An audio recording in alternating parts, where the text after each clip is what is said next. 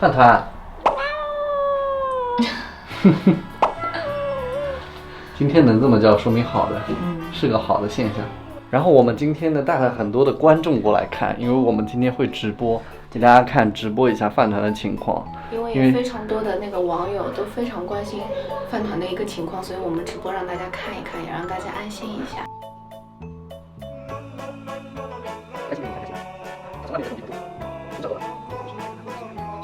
睡着了，睡着了，我们现在就走吧。我帮他把灯关了，让他睡吧。先去看儿子，儿子，爸爸，蹭蹭，蹭蹭，哎呦，哦，主动蹭我了。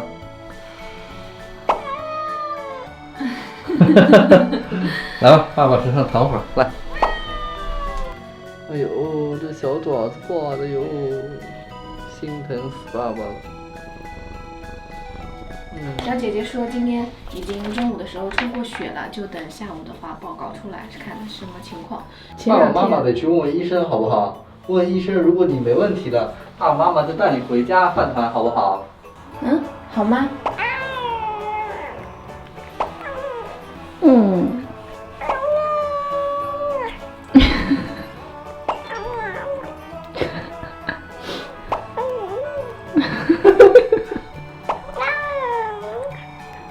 两个指标，它是上面这个白细胞呢，还是3.52，上回做的也是3点几，但是这个 SA 我们现在看到现在是0.95了，到正常范围水平了。说明它这个炎症的话现在已经控制住了，炎症指标是没了。好的好的。但是需要注意一点呢，就是这个还是这个白细胞的这个问题，还是有点偏低啊。现在就是再加上它这个症状啊，现在就是也都还 OK， 就是有点不太愿意吃东西。我们在的时候很愿意吃。那这样的话，我觉得就是今天可以出院了。那好。耶，我儿子可以回家了。走，我们去拿猫包，带他回家。走。汤圆，哎呦，别睡了，我跟你说，你老公要回来了。哎，桃子立马溜了。桃子在这里。哦。桃子，饭团要回来了。桃子，你开不开心啊？老师说你跟饭团说随便打没无所谓的。没有，我就跟他这么一说，真的。来，去接儿子了。我们接儿子回家。恭喜我们带了这个毯子盖在这个猫包上，这样它就不会害怕了。然后我们还带了那个宜家的大袋子，到时候把放在那边的喝水的碗啊，还有垫子啊，都给它拿回来。走。今天是最开心的来。对。因为接儿子回家了。饭团看，这个是什么？是你的猫包。饭团回家了。真的？要抱去拆是吗？对。你在这边等一下就好了。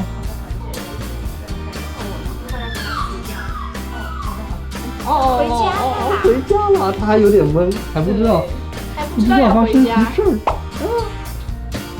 饭团，回家了。今天真的回家了啊！我给你拆了。拆了。回去啦！哎呦喂！回来了！回家了。来，饭团，回家了！1、2、3，看。哎呦，伸出一只脚。你这怎么直接进房间了呢？他肯定知道老婆在房间。快来看，你们俩傻子，饭团回来了。哎呦，他老婆的表情好尴尬呀，他为什么是这样的？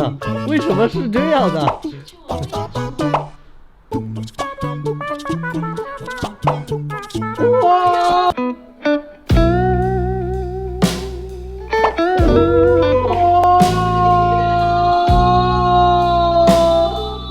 亲嘴嘴了。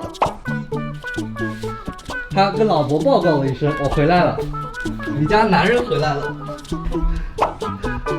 来，去，儿子，全家开了空调，随便去。是吧？还是原来的感觉啦。哎呦，看完了。哦，好，行，吃完了。好，回去啊，重点还是老婆。还是想找老婆是吗？哎，你想看姐姐是吧？看姐姐，来，姐姐在这儿，哦，他被骑走了。他给骑走了。哦，放松舔鸡腿了。看看，这样可以近距离看到他的这个伤口。哇，小舔出来了。哦，我们家孩子还是很喜欢干净的，对吧？回来第一件事就是清理，给自己。上来，先上来，哎，上来。哎，正好这个画面。那么经过了5天的治疗，饭团终于回到了我们家啊，昨天晚上回来的。那么今天一天下来呢，基本上他的情绪啊、健康状况啊都没什么大的问题了，也愿意玩逗猫棒了。啪！但是我们还是不可以大意啊，因为可爱吧？但是我们还是不可以大意啊，因为还是有很多东西需要做调整的啊。因为回来的时候医生还是检测他的白细胞含量还是偏低的，就是说他的免疫力偏低啊。首先说一下，我们家吃东西呢，这个粮都是不限量的，只要没了就给它加，所以一些贪吃的小猫咪很容易一下子就吃的太多，就像饭团动不动就要我们陪它吃饭，所以很容易吃的太多。所以现在第一个我们把粮换成处方粮啊，这是医院医生给我们开的处方粮，还有它的现在的药增强免疫力的。然后处方粮呢也不能吃得太快，所以我们给它买了这个慢食盆，而且固定少食多餐，1天60克，好不好？那我们现在就来试一下。这个药呢是医生给我们开的，康复阶段的话应该是1天1次，撒在它的猫粮里面。然后我们先要给它称个60克的猫粮，我们也买了一个称粮的那个勺子啊，不过它还没到。就是饭团1天的量是吃这么多，然后再把它倒在这个盆子里面。当然我们不可能1天让它全部吃完啊，它必须得少食多餐。哎，来了。然后这个是要给它撒在这个周围啊，因为它没办法吃了，现在，它没办法吃，你看，无从下嘴。吃还能吃的，吃得慢一点。对，你可以了，你吃其他的吧。然后在这里，我们非常感谢可以在背后支持我们、鼓励我们的大家，尤其是支持饭团的。然后我没有想到，就是说在饭团生病的时候，还有这么多人可以鼓励他、支持他啊！谢谢大家。